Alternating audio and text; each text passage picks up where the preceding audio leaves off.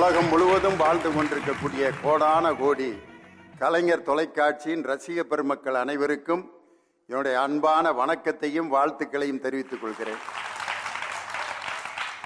கலைஞர் தொலைக்காட்சி வழங்கும் மாபெரும் இன்னிசை பட்டிமன்றம். இதை வழங்குபவர்கள் Viking banians and briefs, powered by 999 brand lungis with t-shirt combo pack, KAG tiles தமிழகமெங்கும், JPR TMT பார்ஸ் வலிமையின் வாக்குறுதி, Milka wonder cake, NGA 550D TMT bar, ஒவ்வொரு இன்ச்சிலும் நம்பிக்கை.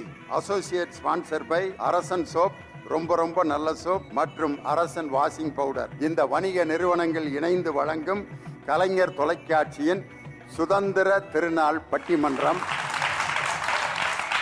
மக்கள் மனதை பெரிதும் கவர்ந்தவை அர்த்தம் நிறைந்த பாடல்களா, ஆர்ப்பாட்டமான பாடல்களா? இன்னைக்கு நம்ம தலைப்பு. ரொம்ப அற்புதமா பேசுறாங்க. 6 பேச்சாளர்கள் வந்திருக்கிறாங்க. இன்னொரு தடவை கேட்டா நல்லா இருக்கும்னு எந்த பாட்டை நினைக்கிறோமோ அதுதான் மக்கள் மனதை கவர்ந்த பாட்டு. 2வது குணாதிசயம், அசந்து போய் உட்கார்ந்துருக்கிற நேரத்தில் ஒரு பாட்டை கேட்டோன்னா, ஆஹா அந்த அசதியே போயிடுச்சுரா, அந்த பாட்டை இன்னொரு தடவை போடு சாமி அப்படின்னு கேட்போம்ல, அந்த பாட்டு தான் மக்கள் மனதை கவர்ந்தது. உதாரணத்துக்கு எடுத்துக்கிட்டீங்கன்னா படையப்பா படத்தை எடுத்துக்கிறீங்க. சுத்தி சுத்தி வந்தீக சுட்டும் விரலால் சுட்டீக, ஐயோ என்ன ஆசை முத்தி போக அப்படின்னு ஒரு பாட்டு. இது படையப்பால ரொம்ப சாஃப்டான பாட்டு. இன்னொரு பாட்டு பாத்தீங்கன்னா, என் பேரு படையப்பா இளவட்ட நடையப்பா, என்னோட இருப்பது இளஞ்சிங்கம் படையப்பா பாடையப்பா பாடையப்பா பாடையப்பா பாடையப்பா, கேட்டு அப்படியே கலகலன்னு இருக்கும். அதுதான் ஆர்ப்பாட்டமான பாட்டு. நாட்டுப்புற பாட்டு எடுத்துக்கிறீங்க, ஆர்ப்பாட்டமான பாட்டு இருக்கும், அர்த்தம் நிறைந்த பாட்டு இருக்கும். முக்காமோளம் நெல்லு பயிறு, 30 கஜம் தண்ணி கிணறு. நாட்டுப்புற பாட்டு சொல்ல வேண்டிய அவசியமே இல்லை. ஏ சிங்கம் போல நடந்து வர்றான் செல்ல பேராண்டி, அவனை சீண்டியவன் தாங்க மாட்டான் உதகில தாண்டி, அத்தில்ல டாங்கு டாங்கு நீ திருப்பி போட்டு வாங்கு. ஒரு சண்டை காட்சியா ஆடிக்கிட்டே பார்த்தானுங்க. ஆர்ப்பாட்டமான பாடல்களுக்கு 3 அற்புதமான பேச்சாளர்கள் வந்திருக்காங்க. பல திரைப்பட பாடல்களை மக்களுக்கு அள்ளி வழங்கிய என் அன்பு தம்பி கவிஞர் சிநேகன் அணித்தலைவராக வந்திருக்கார். அவர் எழுதிய ஒரு பாடல் தான் தமிழ்நாட்டின் பண்பாட்டான கூட்டு குடும்பத்திற்கு தேசிய கீதம் போல் பாடப்படுகின்ற ஒரு பாட்டு. பாண்டவர் பூமியில் அவர் எழுதின பாட்டு இருக்கு பார்த்தீங்களா? அவரவர் வாழ்க்கையில் 1000 மாற்றங்கள், அந்த நினைவுகள் நெஞ்சினில் திரும்பிட ஏக்கங்கள் அப்படின்னு லாஸ்டா ஒரு வரி சொல்லுவாரு. நிலவுகள் கூடி சேர்ந்து வாழ்ந்தது அது ஒரு பொற்காலம். இந்த பாட்டு அவர் எழுதினாருன்னு அவரோட நெருங்கிய நண்பர்களுக்கே அவர் தானா எழுதினாரு, இந்த பாட்டு நீங்களா எழுதினீங்க அப்படின்னு இப்பயே நம்ம பேச்சாளர்களே கேட்டாங்க. கல்யாணம் தான் கட்டிக்கிட்டு ஓடி போலாமா, இல்ல ஓடி போய் கல்யாணம் தான் கட்டிக்கலாமா? இந்த 2 பாட்டு எழுதினது அவர் தான், மேகன். இன்னைக்கு அவரோட சேர்ந்து பேசுறது எனக்கு மிகப்பெரிய பெருமை. அதுக்கு அடுத்து லாஸ்ட்ல ஒருத்தர் உட்கார்ந்துருக்காரு பாருங்க, அவர் உண்மையிலேயே அந்த கூட்டணியில இருக்க வேண்டிய ஆள் தான். இன்னைக்கு இருக்கிற கவிஞர்களுக்கு மிகப்பெரிய பாதுகாப்பு அரண் யாருன்னா அவர் தான் கவிஞர் இனியவன். என்ன பாட்டு எழுதினாலும் சரி அதுக்கு விளக்கம் கொடுத்து பேசிடுவாரு. அந்த அணிக்கு பொருத்தமான பேச்சாளர். அவரோடு இணைந்து பேச வந்திருப்பவர் தேவகோட்டையிலிருந்து வருகை இருந்திருக்கக்கூடிய என் அருமை சகோதரர் தேவகோட்டை ராஜன். அர்த்தம் நிறைந்த பாடல்களே சாக்ரட்டிஸ், பிளாட்டோ, அரிஸ்டாட்டில் எல்லாம் உட்கார்ந்துருக்காங்க வரிசையா.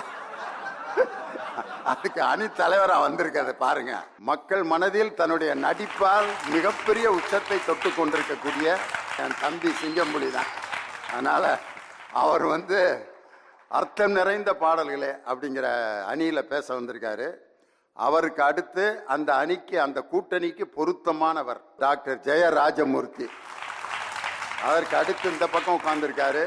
அர்த்தம் நிறைந்த பாடல்களே என்று அந்த அணிக்கு தலைமையேற்று பேச வந்திருக்கும் என் இனிய கவிஞர் நெல்லை ஜெயந்தா அவர்கள்.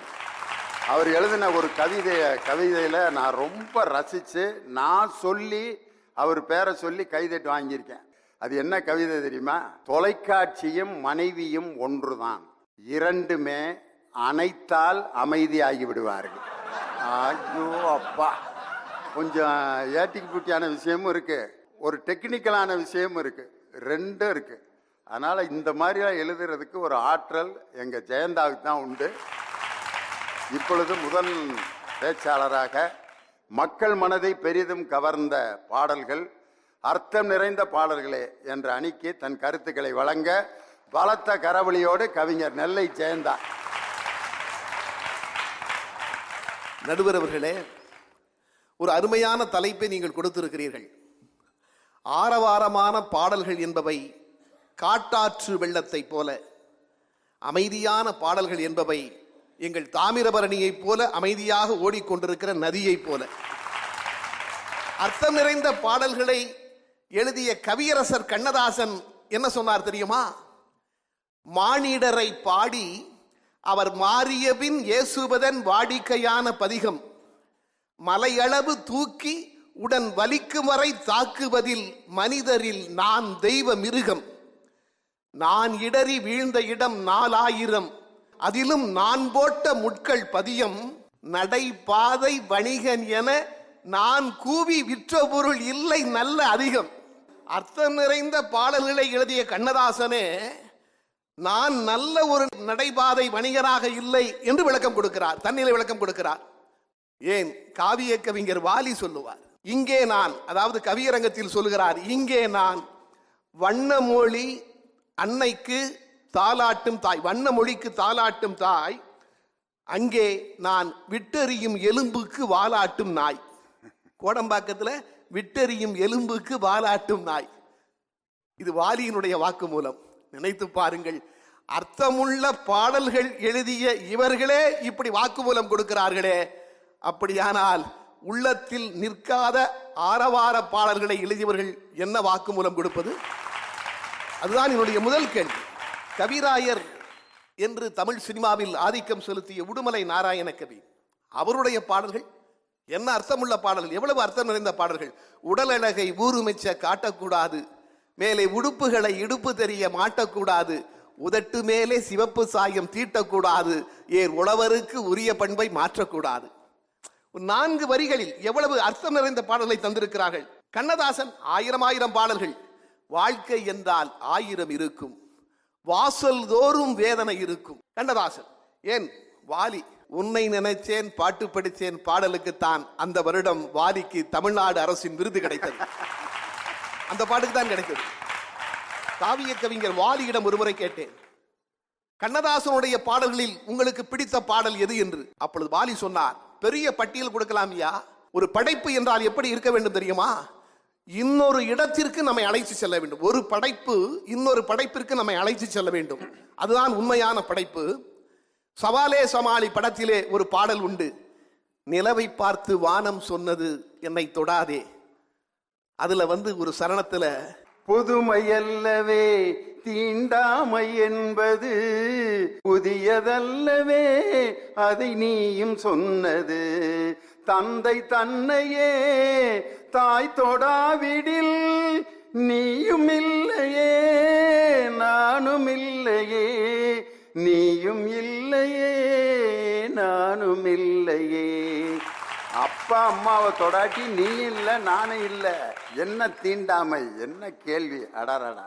புதியதல்லவே தீண்டாமை என்பது, புதுமை அல்லவே அதை நீயும் சொன்னது, சொன்ன வார்த்தையும் இரவல் தானது, திரு நீலகண்டரின் மனைவி சொன்னது.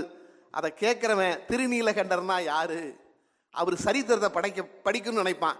ஆக ஒரு படைப்பு இன்னொரு படைப்பிற்கு நம்மை அழைத்து செல்ல வேண்டும், அதுதான் நம்முடைய மனதிலே நிற்கக்கூடிய படைப்பு என்று சொன்னார். ஆர்ப்பாட்டமான பாடல்கள் என்று நீங்கள் சொல்கிறீர்களே, அதற்கு தமிழ் சினிமாவில் பிள்ளையார் சுழி போட்டவர் தஞ்சை